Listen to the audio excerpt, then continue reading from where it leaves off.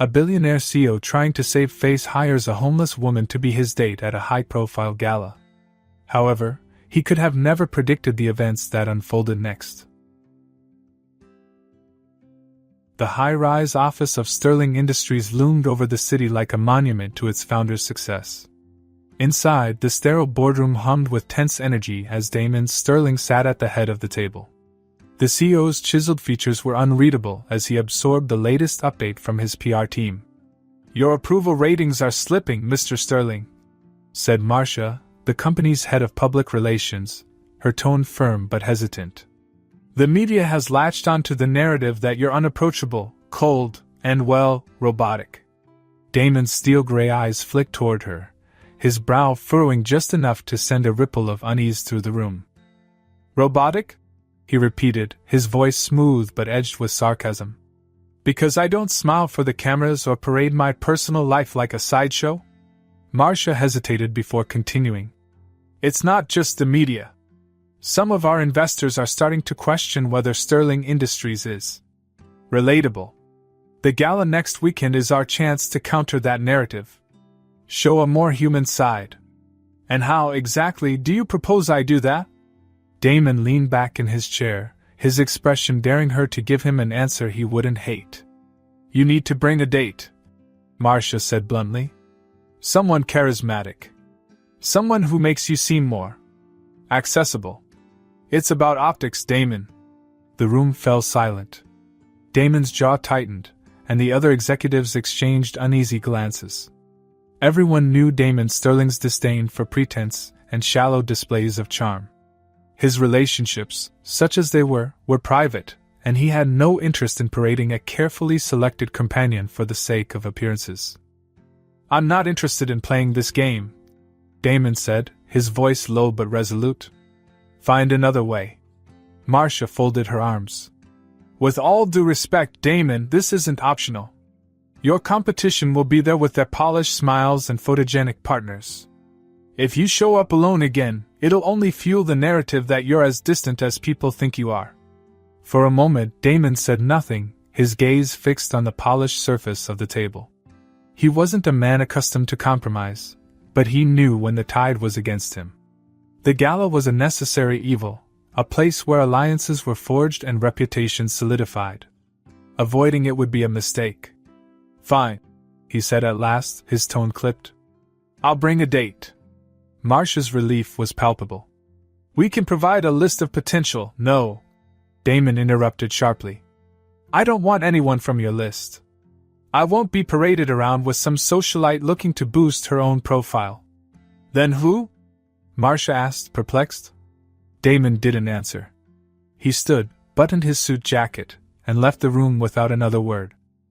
The evening air was crisp as Damon stepped out of his building and into the bustling city streets. His driver waited at the curb, but he waved the man off, opting to walk instead. He needed space to think, though he didn't particularly like the direction his thoughts were heading. A date. The very idea irritated him, not because he was incapable of finding someone, but because the entire concept felt transactional, inauthentic. As he turned a corner, his attention was drawn to a small commotion near a coffee shop. A woman, bundled in a threadbare coat and clutching a battered backpack, was engaged in a heated exchange with a street vendor. "Look, I'm not trying to scam you," she said, her voice laced with exasperation. "I just need a sandwich. I'll pay you back when I can." The vendor shook his head, muttering something under his breath as he turned away. The woman huffed and muttered, "Nice to know kindness is dead," before slumping onto a nearby bench. Damon wasn't sure why he stopped. Perhaps it was her tone, sharp and unapologetic, refusing to let humiliation creep into her voice. She caught him staring and arched an eyebrow. "What? Never seen someone get turned down for a sandwich before?" Damon approached, pulling out his wallet. "What kind of sandwich do you want?" The woman's eyes narrowed. "You think I want charity? Save it for someone who cares." "I don't care about charity," Damon replied evenly. "I care about solutions. If food is the problem, I'll solve it. That's what I do." Her lips twitched as if she might smile, but her expression remained guarded. Suit yourself? Turkey on rye. No mayo. Damon handed a crisp bill to the vendor, who hurriedly prepared the order. The woman took the sandwich without a word of thanks, though she nodded grudgingly. Enjoy, Damon said dryly, ready to walk away, but something stopped him. Her defiance intrigued him, an unyielding strength that seemed to radiate despite her worn appearance. What's your name? He asked. She paused mid-bite. Eva. Why? He hesitated, then made a decision so impulsive it surprised even him. Eva, how would you like to make some money? She raised an eyebrow. If this is some creepy rich guy proposition, I'm not interested. It's not, Damon replied, his tone clipped. I need a date for an event next weekend. Nothing more. I'll pay you generously. Eva blinked, clearly taken aback. You want me to play dress up and be your arm candy? Why me? You could hire a model or something. Because you're not like them, Damon said bluntly. You're sharp, you're honest, and you don't seem to care what people think of you. I don't want someone pretending to like me for the cameras. I want someone real. Eva studied him, her expression unreadable. Finally, she shrugged. What's generous? Enough to change your situation, Damon said simply. Hotel, clothes, food, and a substantial sum when the job is done. Eva's lips quirked into a sardonic smile. You really know how to sweet-talk a girl, don't you? Fine. I'll play your little game. But I warn you, I'm not great at following rules. Good, Damon said. I don't need a puppet. Just be yourself. Eva smirked. Careful what you wish for. Damon handed her his business card. Be at this address tomorrow morning. I'll make the arrangements.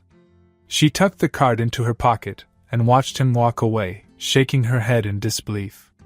What have I just gotten myself into? She muttered, taking another bite of her sandwich. As Damon turned the corner, a rare flicker of something unfamiliar sparked within him, an anticipation he couldn't quite explain. For the first time in years, the world felt a little less predictable. Eva stood outside the gleaming glass doors of the Sterling Tower, clutching the strap of her worn backpack. Damon's business card was crumpled in her fist, a tactile reminder that she wasn't dreaming. She had almost turned back twice, unsure if she could stomach whatever bizarre arrangement this billionaire had in mind. But the memory of sleeping on concrete and waking up to cold, unforgiving mornings kept her rooted to the spot. This could be her way out, or at least a temporary reprieve. Taking a deep breath, she stepped inside. The marble floors and high ceilings exuded wealth, making her scuffed boots and threadbare coat feel even more out of place. A receptionist glanced at her with barely concealed suspicion before her gaze dropped to the card in Eva's hand. Mr. Sterling is expecting you, the receptionist said with a forced politeness. She gestured toward the elevator. Top floor. The elevator ride felt eternal, the mirrored walls forcing Eva to confront every line on her face and every strand of unkempt hair. By the time the doors opened, she was half convinced she'd made a mistake. Damon was waiting for her in his office, a sprawling space with floor-to-ceiling windows that showcased the city skyline. He stood behind his desk, impeccably dressed as always, his expression unreadable. You came, he said, as if he hadn't been sure she would.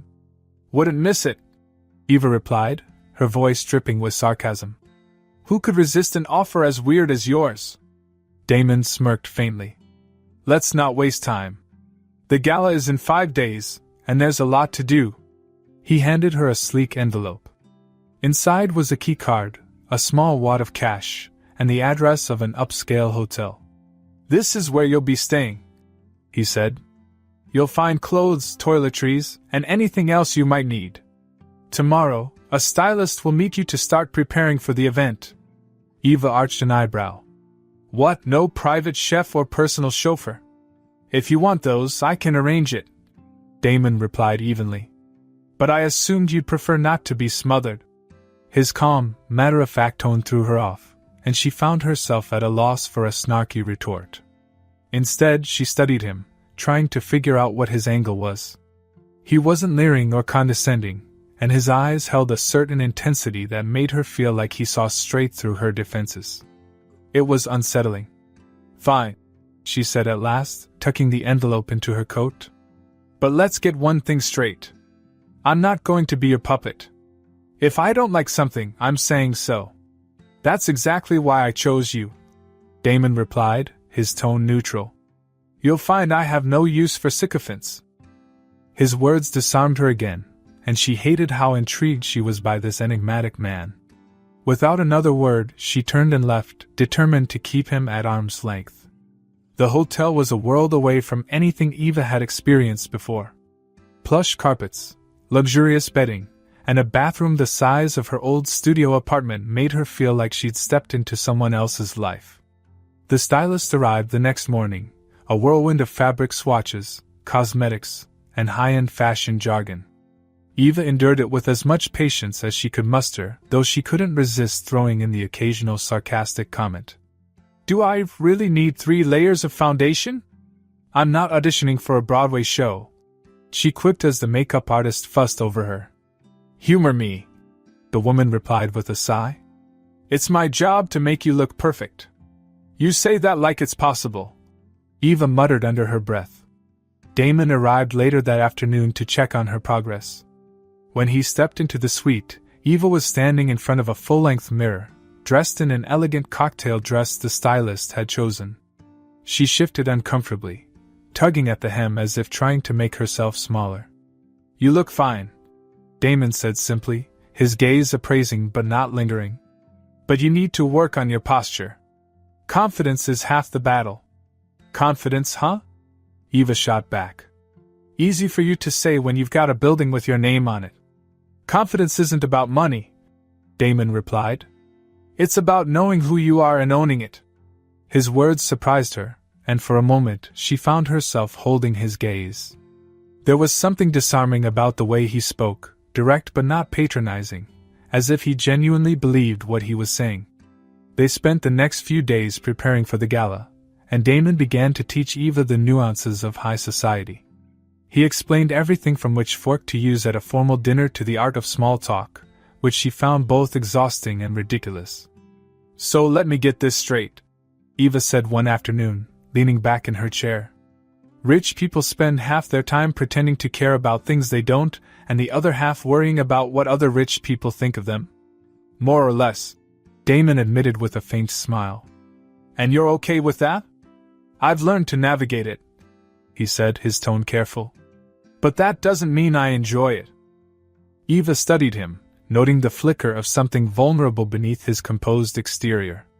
For all his wealth and power, Damon Sterling seemed just as trapped by his circumstances as she was by hers. The realization unsettled her more than she cared to admit. "You're a strange guy, Damon," she said finally. "Likewise," he replied, his expression softening ever so slightly. Despite her initial skepticism, Eva found herself adapting quickly to the world Damon was introducing her to. Her street smarts proved surprisingly useful, allowing her to read people and situations with an intuition that often caught Damon off guard.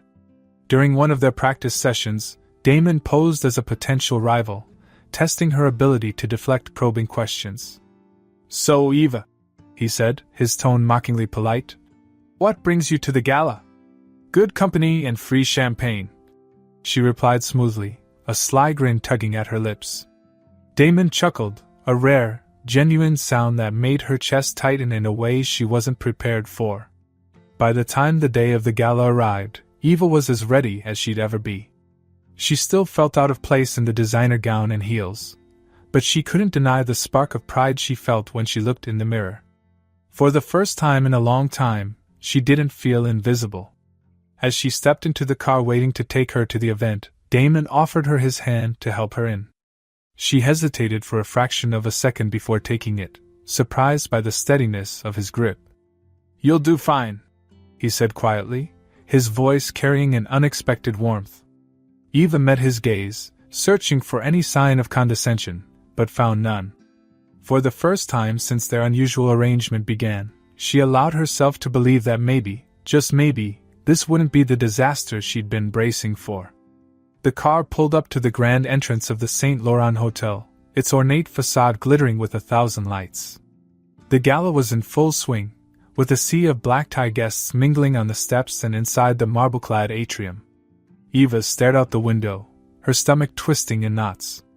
The gown fit perfectly, the makeup was flawless, and her hair cascaded in glossy waves. On the outside she looked the part, but inside she still felt like an imposter. Damon, seated beside her in a perfectly tailored tuxedo, broke the silence. "Remember what we talked about. Confidence. You're not here to impress anyone, they should impress you." "Right," Eva said, her voice tinged with sarcasm. "Because I'm clearly the queen of confidence." "You've got this," Damon said, his tone softer. "Just be yourself." "Be myself?" she thought. If these people knew the real me, they'd laugh me out of the building. But Damon's calm certainty steadied her, and when he stepped out of the car and offered his hand, she took it without hesitation. The moment they entered the ballroom, heads turned. Damon Sterling always drew attention, but tonight, all eyes were on the woman at his side. Eva felt their gazes, curious, judgmental, intrigued. Damon leaned in slightly, his voice low. "They're just bored," he said. "Give them something to talk about."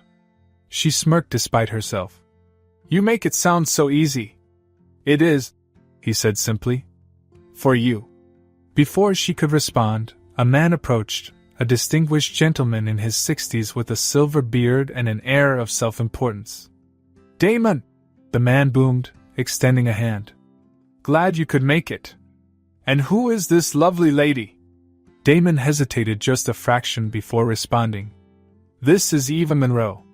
"Eva, this is Charles Latimer, one of our company's oldest partners." "Pleasure to meet you," Eva said, extending her hand. Her tone was steady, her smile polite but not overdone.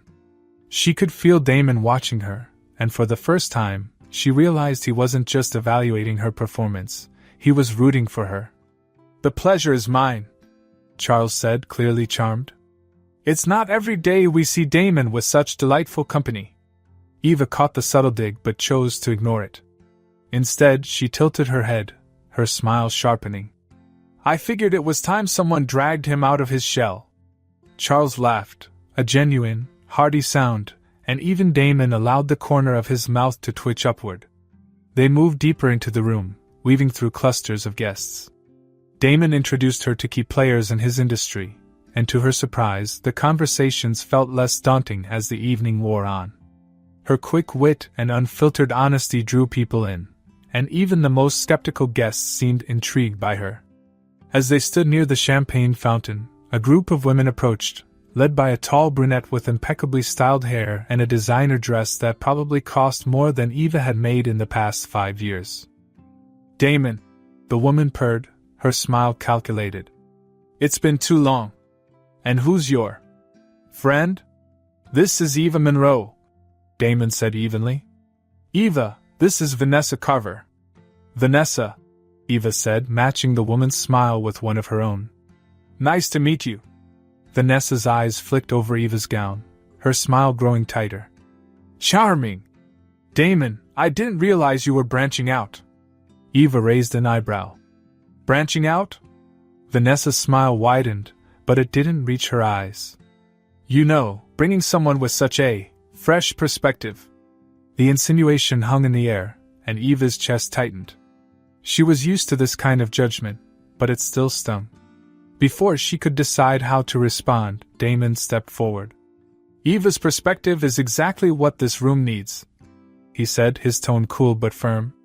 "It's refreshing to have someone who doesn't waste time on pretense." Vanessa blinked, caught off guard by his unexpected defense. Damon's hand brushed against the small of Eva's back, a subtle gesture that steadied her. Vanessa recovered quickly, turning her attention to another guest, but Eva could feel the eyes of the room on her, waiting to see how she would handle herself. Instead of retreating, she straightened her shoulders and moved to the next group of guests with Damon. Her confidence grew with each conversation, her natural charm breaking through the superficiality of the gala. Damon watched her closely, his admiration growing with every interaction. She wasn't just surviving in this world, She was thriving, and in a way that felt entirely authentic.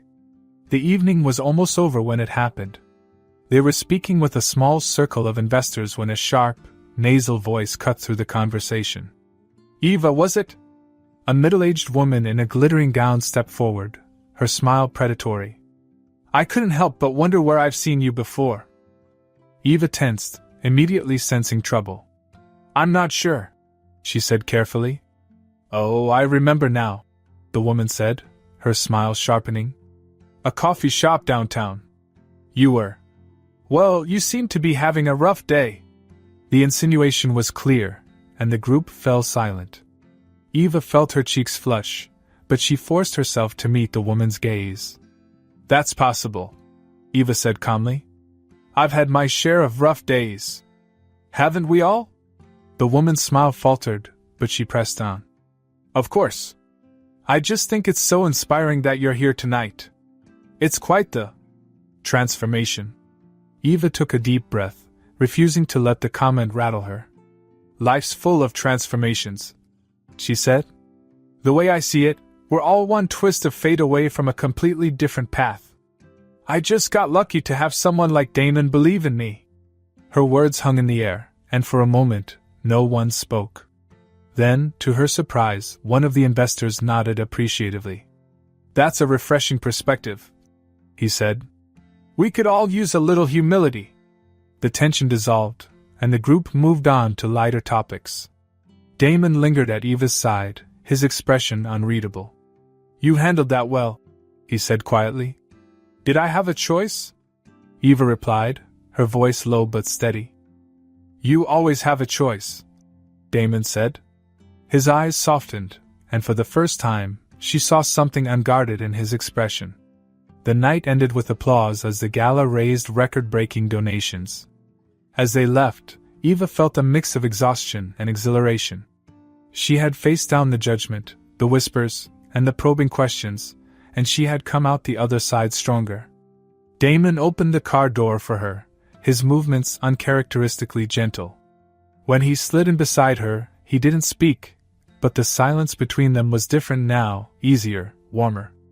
Eva glanced at him as the car pulled away, her walls cracking just slightly.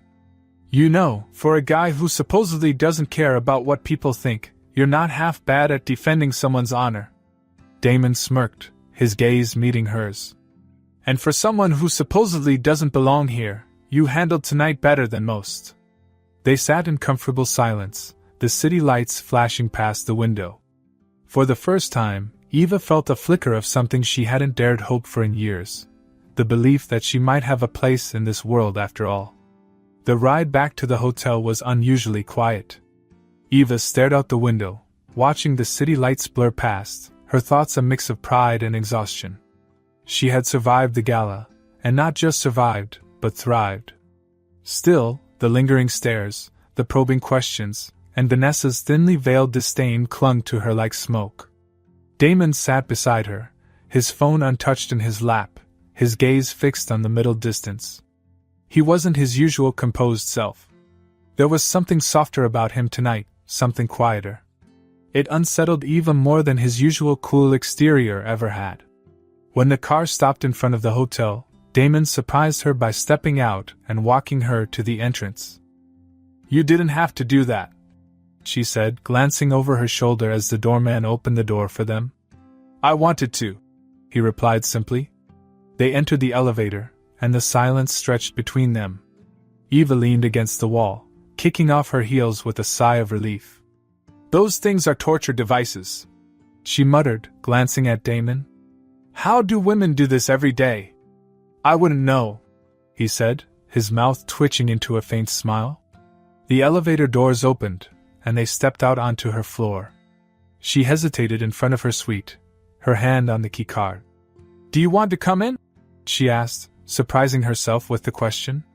Damon looked at her, his expression unreadable, then nodded. "For a bit." Inside, Eva kicked the heels aside and sank onto the couch, tugging at the pins in her hair. Damon remained by the door for a moment before finally sitting in the armchair across from her. "You were incredible tonight," he said, breaking the silence. "I knew you'd handle it well, But you exceeded every expectation. Yeah, well, Eva said, shrugging.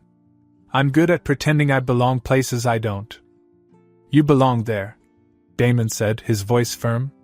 More than most of the people in that room. The sincerity in his tone caught her off guard, and for a moment, she didn't know what to say. She fiddled with the hem of her dress, avoiding his gaze. Why did you defend me? She asked finally. You didn't have to. Damon leaned forward, resting his elbows on his knees. Because they were wrong about you. And because... He hesitated, his eyes meeting hers. Because I've spent my whole life in rooms like that, surrounded by people like Vanessa, and I know how cruel they can be. You didn't deserve that. Eva studied him, trying to reconcile the man sitting before her with the cold, aloof billionaire she'd met days ago. You don't seem like someone who lets things bother him, she said carefully. That's what I want people to think, he admitted. But it's not true. For the first time, his mask slipped. Damon told her about the constant pressure of running a company, the expectations he could never quite meet, and the loneliness that came with his position. He spoke in measured tones, but there was a vulnerability in his words that made her chest ache. It's exhausting, he said finally. Always being the person everyone expects you to be. Sometimes I wonder if it's worth it. Eva leaned back, her arms crossed. You're not the only one who feels that way. She told him about her own life, how she'd grown up in a small town, dreaming of something bigger. How she'd moved to the city with stars in her eyes, only to be crushed by a string of bad luck, a medical emergency that drained her savings, a job that let her go when she couldn't keep up, a landlord who didn't hesitate to evict her when she fell behind on rent. It all happened so fast, she said, her voice barely above a whisper. One day, I had a life, and the next, I didn't. Damon listened without interrupting, his eyes never leaving her face. She expected him to look pitying or uncomfortable, but his expression was simply understanding. I don't tell people this, she continued, but the worst part isn't being hungry or cold. It's feeling invisible. Like you don't exist. Like the world's moving on without you, and you're just nothing. Her voice broke, and she turned her head, embarrassed by the tears threatening to spill. To her surprise, Damon moved to sit beside her. He didn't speak, but his presence was steady and grounding, and she found herself calming under his quiet support. You're not nothing, he said after a long silence. And you're not invisible. Not to me. His words sent a jolt through her, and she turned to look at him. There was no pretense in his expression, no calculated charm. He was just Damon. A man who, despite his billions and his power, seemed just as lost as she was. Thanks, she said softly, wiping her eyes. I didn't mean to unload all that on you. You didn't unload, he said. You trusted me. And I don't take that lightly. They sat in silence for a while, the city lights casting faint patterns on the walls. It was the first time since they'd met that Eva felt truly at ease with him, and she realized, with a start, that she liked being around him. More than she expected to. You know, she said, breaking the silence. You're not as bad as I thought you'd be. Damon chuckled, the sound low and warm. I'll take that as a compliment. You should, she said, her lips quirking into a faint smile. It's the best you're gonna get. He stayed a little longer, and when he finally left, Eva felt an unexpected pang of disappointment. As the door closed behind him, she realized that her initial impressions of him, of his world, had been wrong. Damon Sterling wasn't just the cold, untouchable CEO she'd assumed he was. He was human. Flawed. Lonely. And against her better judgment, she found herself wanting to know more about him. Damon returned to his penthouse, the quiet of his home feeling heavier than usual. He poured himself a drink and stood by the floor-to-ceiling windows, staring out at the city below. His conversation with Eva replayed in his mind, her words lingering like a melody he couldn't quite forget. For so long, he built his life around control, around keeping people at a distance to protect himself. But Eva had slipped past his defenses without even trying, and for the first time in years, he felt something stir within him. Something he couldn't ignore.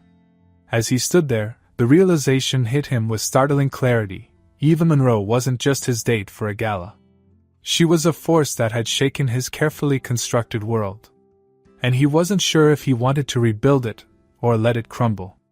The air in Damon's office was tense, a sharp contrast to its usual calm efficiency. The board of directors, a group of impeccably dressed men and women, sat around the long table with expressions ranging from irritation to outright concern. Damon sat at the head, his face impassive, his fingers steepled as he listened to their complaints. "You've built this company on the foundation of trust and prestige, Damon," one of the older directors said, his tone heavy with condescension. "Associating with someone like her, someone with no background, no pedigree, is risky at best and damaging at worst." "Risky," Damon repeated, his voice cold. "Explain." The man cleared his throat, sensing the danger in Damon's tone but pressing forward. "The press is already starting to ask questions about her. Where she came from, who she is. If they dig too deeply and find out she's, well, homeless, how do you think that will reflect on Sterling Industries?" Another board member chimed in. "We understand your personal life is your business, but the optics of this situation are concerning. Investors don't want a leader whose judgment is called into question." Damon's gaze swept across the table, his expression unflinching. "Are you implying that my judgment is compromised because I chose to treat someone with basic decency?" "It's not about decency," another director said, her tone clipped. "It's about the brand. Sterling Industries isn't just a company, it's a symbol of excellence, of aspiration. If you're seen as erratic or impulsive, it undermines everything we've built." The word grated on Damon's nerves, but he held his temper. "What exactly are you proposing?" The room fell silent for a moment before the older director spoke again. "End your association with her. Quietly, of course. If you don't, we'll have no choice but to consider your position as CEO. The board cannot support a leader who jeopardizes the company's reputation." Damon leaned back in his chair, his mind racing. He knew the board was bluffing, they couldn't oust him without a lengthy battle, and even then, it would cause more damage to the company than they were prepared to risk. But the threat wasn't what rattled him. It was the realization that their words had planted a seed of doubt in his own mind. Eva's time at the hotel had been a strange mixture of comfort and unease. She couldn't deny the luxury of it all, the soft sheets, the warm meals, the quiet dignity of being treated like she mattered. But she couldn't shake the feeling that it was all temporary, that at any moment, the rug would be pulled out from under her. When Damon arrived that evening, his expression was distant, his usual calm replaced by something colder. She noticed it immediately and braced herself. "What's wrong?" she asked, watching him pace the length of the suite. He stopped, his hands shoved into his pockets, his gaze fixed on the floor. "The board of directors found out about your background." Eva's stomach sank. And they're pressuring me to end this," he said, his voice tight. "They think it's bad for the company." "Of course they do," she said bitterly, crossing her arms. "Rich people protecting their precious image. Can't let someone like me tarnish it." Damon flinched at her words, but he didn't argue. The silence stretched between them, heavy and suffocating. "So, what are you going to do?" she asked, her voice quieter now. "I don't know," he admitted, and the vulnerability in his tone sent a jolt of pain through her. "I can fight them, but the fallout could be stop," she said, cutting him off. "You don't have to explain." He looked up at her, his expression conflicted. "Eva, I'll make it easy for you," she said, her voice steady despite the ache in her chest. "I'll leave. You don't have to fight for me. I'm not worth it." "Don't say that," Damon said sharply, stepping toward her. "You are worth it." "Am I?" she shot back, her eyes flashing. "Because from where I'm standing, I'm just a problem you didn't ask for." He reached out as if to touch her but stopped himself, his hand hovering in the air between them. "You're not a problem. You're the first real thing I've had in my life in a long time." His words cut through her defenses, but the weight of the situation pressed down on her like a stone. I can't be the reason you lose everything, Damon. Your company, your reputation, it's your whole life. Maybe that's the problem, he said quietly. Eva shook her head, tears pricking at the corners of her eyes. You don't mean that. You're just caught up in the moment. Am I? He asked, his voice rising slightly. Or have I spent my entire life building something that doesn't actually make me happy? She stared at him, her heart breaking for both of them. She wanted to believe him, but the fear of what this could cost him was too great. You need to figure out what you want, she said finally, her voice trembling. And I can't be here while you do. Before he could respond, she grabbed her backpack and headed for the door. His voice called after her, but she didn't stop. If she turned around, she knew she wouldn't be able to leave. The days that followed were a blur for Damon. The suite was empty when he returned the next day, and Eva's phone number went straight to voicemail. He threw himself into work, hoping the distraction would dull the ache of her absence, but it only made it worse. Every meeting, every decision felt hollow without her sharp wit and steady presence to ground him. The board, sensing his unease, pressed harder, subtly reminding him of what was at stake. But instead of swaying him, their persistence only fueled his frustration. He couldn't stop thinking about what Eva had said, that his company and reputation were his whole life. She was right, and it terrified him. Everything he'd built, everything he'd sacrificed, had been for a life that left him empty. And now, the one person who had made him feel alive was gone. By the end of the week, Damon had made his decision. Eva sat on a park bench, the city buzzing around her, as she stared blankly at the pigeons pecking at crumbs near her feet. She'd found a temporary shelter, but it felt like she was right back where she started. The warmth and safety of the past few weeks felt like a distant memory, and the thought of never seeing Damon again left a hollow ache in her chest. She was so lost in thought that she didn't notice the car pulling up until the door opened. Damon stepped out, his sharp suit a stark contrast to the chaotic backdrop of the city street. You're hard to find, he said, his voice tinged with both irritation and relief. Eva stood, her arms crossed defensively. What are you doing here? Looking for you, he said simply. Why? She asked, her voice breaking. I thought we agreed no, he interrupted, stepping closer. You agreed. I never did. She opened her mouth to argue, but he held up a hand. I made a mistake, Eva. Letting you go, listening to them, it was a mistake. I don't care what the board thinks, and I don't care about the headlines. None of it matters if it means losing you. Her breath caught, and for a moment, all she could do was stare at him. Damon, you can't just I can, he said firmly. And I will. I'm done living a life that doesn't make me happy. You taught me that. His words broke through the walls she'd been trying so hard to rebuild. Tears spilled down her cheeks, and before she could stop herself, she stepped forward and wrapped her arms around him. Damon held her tightly, his grip steady and reassuring. For the first time in years, Eva felt like she wasn't invisible, like she wasn't alone. You're an idiot, she muttered against his chest. Probably, he replied, his voice warm. But I'm your idiot if you'll have me.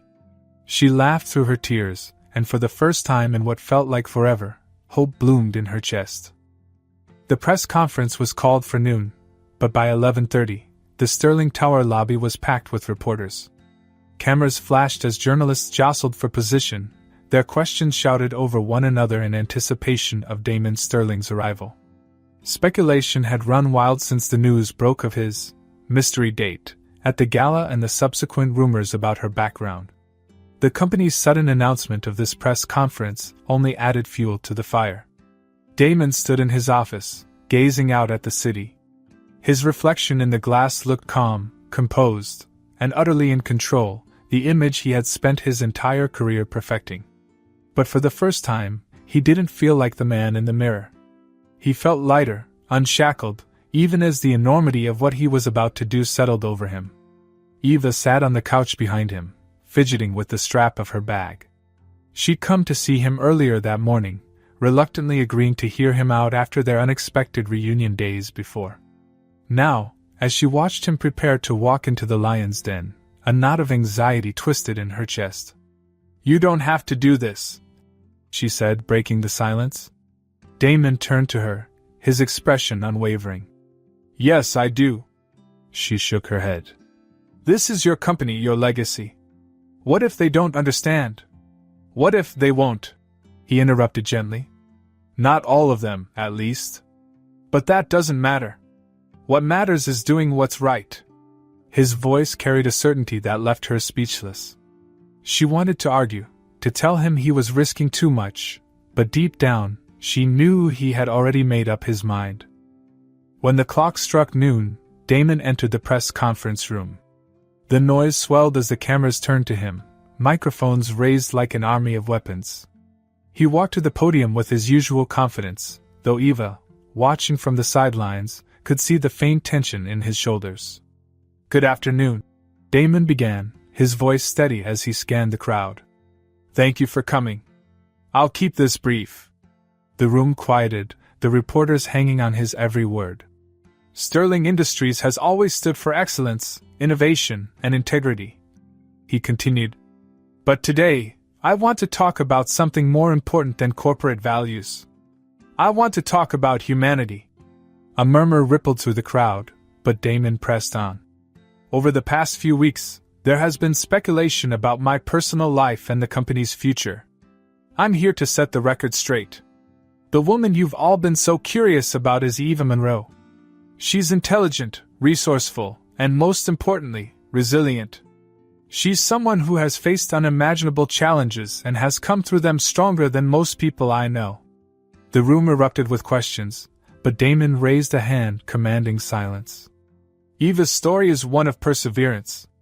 She represents something far greater than any headline or boardroom decision. She represents the strength it takes to rebuild, the courage to keep going when the world has turned its back on you. And I'm proud to stand beside her." Eva felt her breath catch as his words filled the room. He wasn't just defending her, he was celebrating her. Tears pricked at her eyes, but she quickly blinked them away, her heart pounding. "I understand that some may question my judgment," Damon continued, his voice firm. "To those people, I say this: leadership is not about protecting a brand at all costs. It's about setting an example.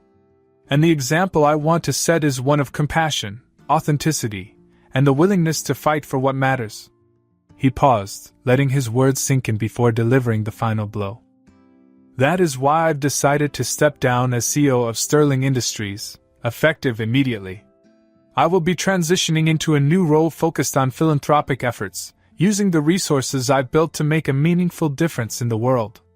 The room exploded into chaos. Reporters shouted questions, cameras flashed, and the murmurs turned into a roar. But Damon stood tall, unmoved by the frenzy. "My decision is final," he said, his voice cutting through the noise. "Sterling Industries will continue to thrive under new leadership, and I have full confidence in the team I've built. But for me, it's time to focus on what truly matters." He turned to leave the podium, but one reporter's question stopped him in his tracks. "Mr. Sterling, do you think the public will support this decision? Or do you risk alienating the people who've trusted your leadership?" Damon turned back, his gaze piercing. "I think the public deserves a leader who isn't afraid to take risks for the right reasons. If that alienates some people, so be it. I'm not interested in pleasing everyone. I'm interested in doing what's right." With that, he stepped away from the podium, the room still buzzing with questions and speculation. Back in his office, the silence felt deafening after the cacophony of the press conference. Damon loosened his tie and leaned against his desk, his expression unreadable. Eva stood by the window, her arms wrapped around herself. She hadn't said much since they returned, and the tension between them was thick enough to cut.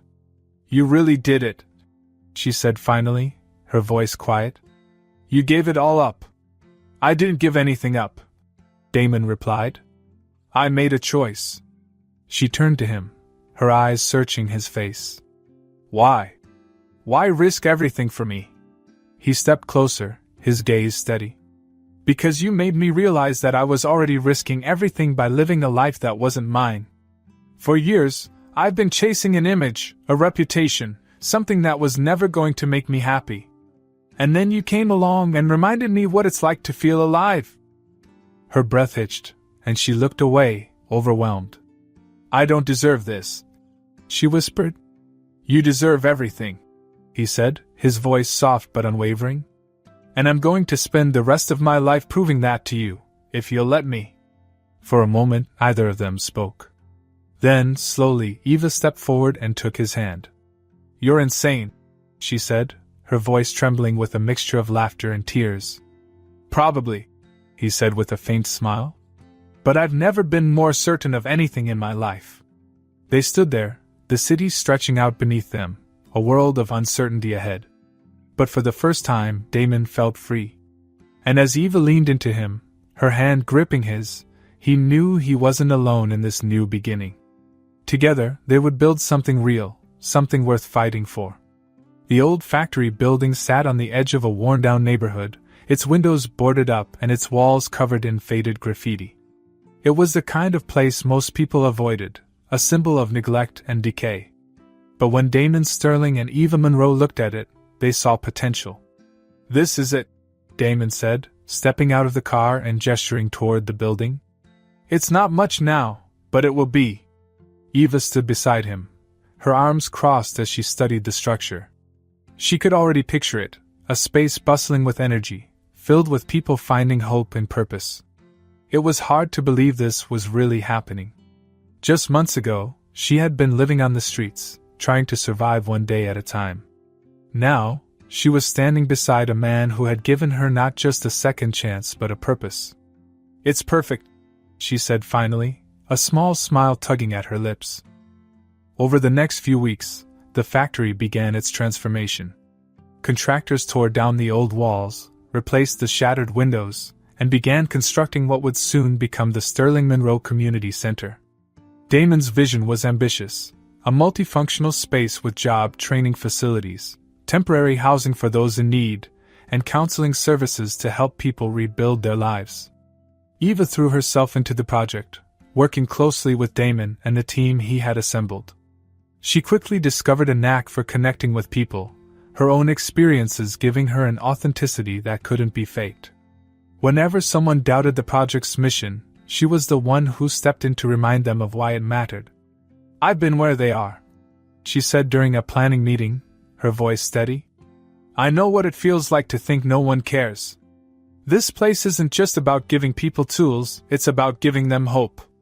Her words carried weight, and more than once, Damon found himself watching her with a mixture of admiration and pride.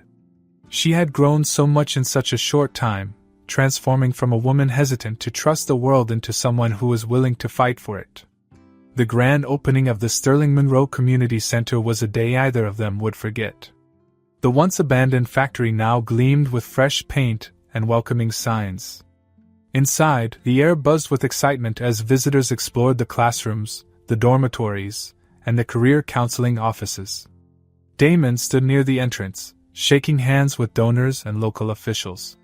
He wore a tailored suit, but there was a warmth in his demeanor that hadn't been there before. For the first time, he wasn't just the CEO of Sterling Industries, he was a man who had found a purpose beyond the boardroom. Eva, meanwhile, was in her element. She moved through the crowd with ease, greeting guests and answering questions about the center's programs. Every so often, she paused to speak with someone who had come to the center for help, her words of encouragement carrying the weight of someone who had lived through the struggles they now faced. At one point, she found herself standing in front of a group of reporters. Public speaking wasn't something she had ever imagined herself doing, but the cause was too important for her to shy away. "Why did you choose to get involved in this project?" one reporter asked, shoving a microphone toward her. Eva hesitated for only a moment before answering. "Because I know what it's like to feel invisible. To think that no one cares if you're hungry, or cold, or if you even make it through the night. Damon gave me a chance when no one else would, and I want to do the same for others. This center is about more than just resources, it's about reminding people that they matter." The reporter nodded, scribbling notes as Eva's voice grew steadier. For too long, people have looked at homelessness and thought of it as someone else's problem. She continued. But it's not. It's all of our problem. And it's going to take all of us working together to fix it. When the interview ended, Damon approached her, a glass of sparkling water in his hand. That was incredible, he said, handing her the drink. You're a natural. Eva shrugged, but the flush in her cheeks betrayed her pride. I just told the truth. And people listened, Damon said, his tone soft. That's what makes you so powerful, Eva. You make people listen. In the months that followed, the Sterling Monroe Community Center became a beacon of hope in the city. Hundreds of people passed through its doors, receiving training, shelter, and support. Some found jobs, others reunited with estranged family members, and many simply found a place where they felt seen for the first time in years. Eva quickly became the face of the center's advocacy efforts. She spoke at city council meetings, lobbied for increased funding for social services, and even appeared on a nationally televised panel about homelessness. You're a force of nature, Damon said one evening as they sat in the center's quiet office. The day's activities had wound down, leaving them alone with their thoughts. Eva laughed, shaking her head. I'm just trying to make up for lost time. You're doing more than that, he said, his gaze steady. You're changing the world, Eva. She looked at him, her expression softening. Not alone, she said. I couldn't do this without you. Their eyes met, and for a moment, the noise of the world outside faded away. They had started this journey as two people from completely different worlds, but now, they were partners in every sense of the word. Late one night, after most of the staff had gone home, Eva wandered into the common area of the center.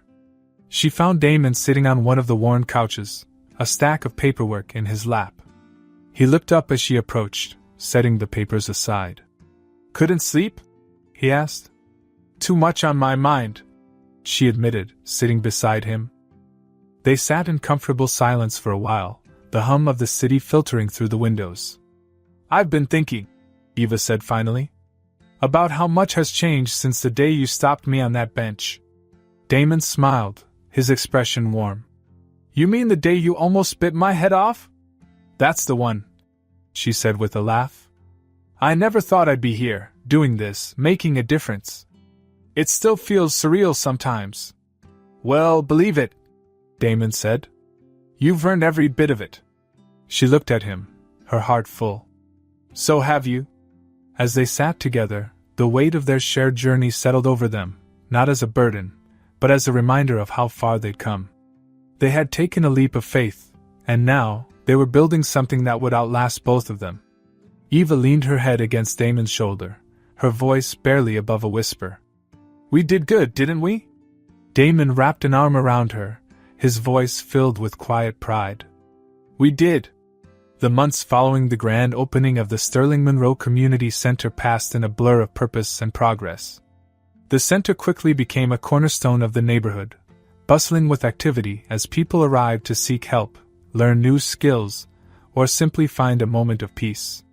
Damon and Eva poured their hearts into the project, not just as partners in its creation but as equals in its mission.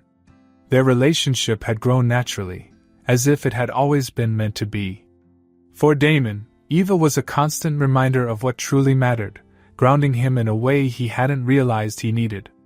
For Eva, Damon represented a second chance, not just at love, but at life. Together, they found balance, their shared purpose deepening their connection in ways neither had anticipated. On a crisp autumn morning, they stood in the center's kitchen, brewing coffee and preparing for another busy day. Damon was dressed casually, a rarity for him, while Eva wore her usual practical jeans and sweater. The sunlight streamed through the large windows, casting warm patterns on the walls. Did you see the volunteer sign-up sheet? Eva asked, handing Damon a mug. We've got a full roster for the career workshops this week. Damon took a sip of coffee, nodding. That's great news. And the new dormitory wing is almost ready. Once it's open, we'll have room for 10 more residents. Eva smiled, her eyes soft. It's amazing, isn't it? Seeing it all come together. It is, Damon said, his voice thoughtful. But you're the one who makes it work, Eva. This place wouldn't be the same without you. She tilted her head, giving him a teasing look. Are you getting sentimental on me, Sterling? Maybe, he replied, smirking. But only because you deserve it. Their playful banter was interrupted by the sound of the front doors opening. Volunteers and staff began arriving, filling the space with energy and purpose. Eva excused herself to check on the morning schedule, leaving Damon to greet the newcomers. By midday, the center was alive with activity. In the job training room, a group of young adults practiced interview techniques, while in the kitchen, a cooking class taught residents how to prepare affordable, nutritious meals. Damon walked through the halls, stopping to chat with staff and participants. It wasn't the world he'd once inhabited, boardrooms and high-stakes deals, but it felt more meaningful than anything he'd ever done. He found Eva in the garden behind the center, working with a group of children to plant flowers. Her laughter carried on the breeze, and Damon couldn't help but smile as he watched her. She was in her element here, her warmth and compassion shining in everything she did. You're good with them, Damon said as he approached, nodding toward the children.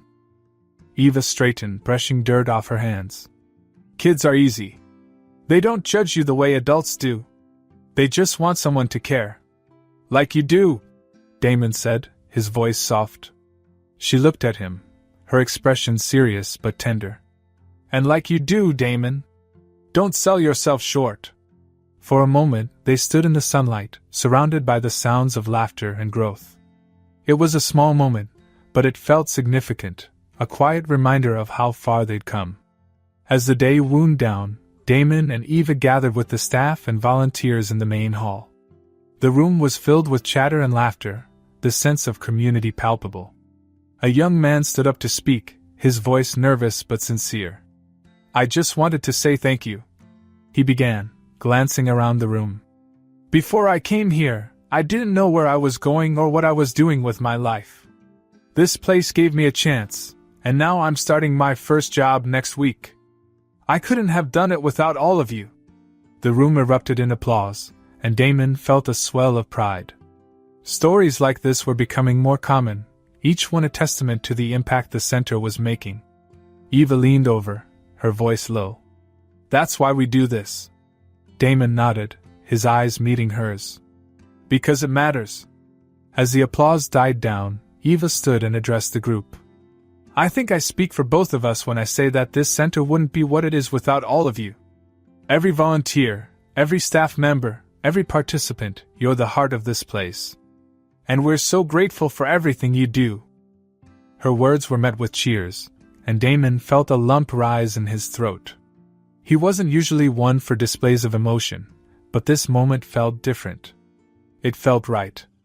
Later that evening, after everyone had gone home, Damon and Eva lingered in the quiet of the center. The building was still, the echoes of the day's activities fading into the soft hum of the city outside. They sat together in the common area, the weight of the day giving way to a comfortable silence. You know, Damon said, his voice thoughtful, I used to think success was about numbers, profits, shares, growth. But now I realize it's about people. It's about moments like this. Eva smiled, her hand finding his. You've come a long way, Sterling. So have you, he replied, his thumb brushing against her knuckles. And I couldn't have done it without you. She leaned her head against his shoulder, her voice soft. We make a good team. We do, he said, his tone filled with quiet certainty. As they sat there, the faint glow of the city lights casting shadows on the walls, Damon felt a sense of peace he hadn't known was possible. This was their life now, a life built on love, respect, and a shared purpose. It wasn't perfect, but it was theirs. The next morning, as the sun rose over the community center, Damon and Eva stood outside, watching as the first residents arrived for the day. The air was crisp, filled with the promise of new beginnings.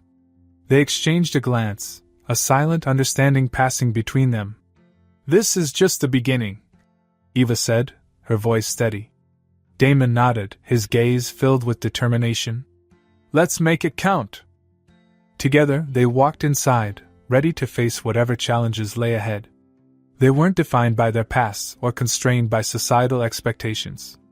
They were partners, equals, and, most importantly, a family. And in the Sterling Monroe Community Center, surrounded by the lives they had touched, their journey of connection and hope continued to unfold, one step at a time. Life has a way of surprising us, doesn't it? Damon and Eva's journey is proof that no matter where we come from or how broken we feel, second chances, and the people who inspire them, can change everything. Together, they turn their individual struggles into a shared mission, creating something far bigger than themselves. Their story is a reminder that love, purpose, and hope can be found in the most unexpected places. If this story inspired you, don't forget to like this video, subscribe to our channel, and hit the notification bell so you never miss another story that warms your heart and sparks your imagination. Let us know in the comments, what's one small way you think we can all make the world a little better? Thanks for watching, and we'll see you in the next video.